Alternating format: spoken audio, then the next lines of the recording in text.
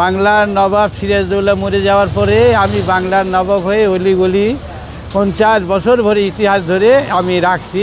অনেকে নবাব করেও ডাকে, রাজা বাবু নবাব বেশি ডাকে, সিরাজউদ্দৌলাও ডাকে। আবার এনে পিছন থেকে হে চাচা নবাবের টুপি কই পাইলেন, হ্যাঁ এনকা চমকায় দেয়। আমি ভাই বানাইছি ভাই, খুব দারুণ অপূর্ব। হ্যাঁ আমাকে 7 দিন 4 দিন টিআই মেয়ে যত আছে দেখলে আমাদের অনেকে আছে, আমার সালাম দেয়, অনেকে আবার সিলেক্ট করে।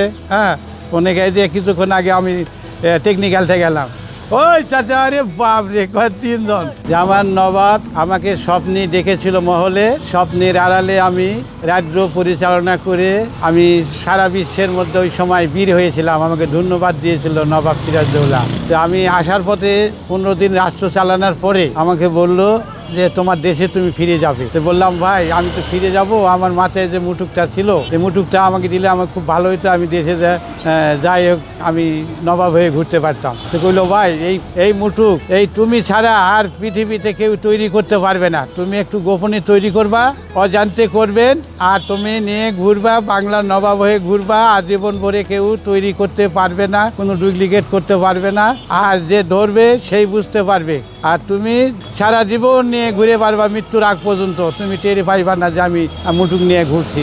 এইটা বানাইতে আমার 6.5 বছর লাগছে। অনেক চিন্তা ভাবনা করে দেখলাম যে নবাবের টুপি সাজ দেই, মনের মধ্যে দেখা যায় যে কীভাবে বানাইতে হবে, কিভাবে কি করতে হবে।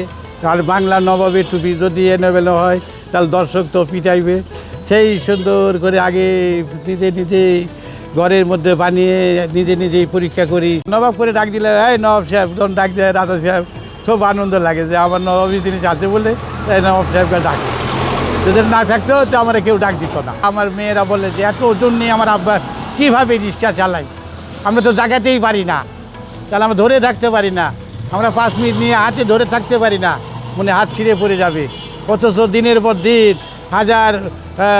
40, 45, 50 বছর ধরে একইভাবে আমরা বুদ্ধি জ্ঞান হওয়া পরে দেখছি এইভাবেই চালিয়ে যাচ্ছে। আমাকে এটা দিয়েই কামাই করে আমাকে খাওয়াই, যে মুঠুক ছাড়া আমার বাপ রিক্সা রোডে যায় না। টিভি করার জন্য নবাব বলে সবাই, আর বাংলার নবাব বলেই ডাকে। নবাবের টিভি, বাংলা নবাবের টিভি আমাদের নওগাঁ দিলেন না, অবশ্যই ভালো লাগে।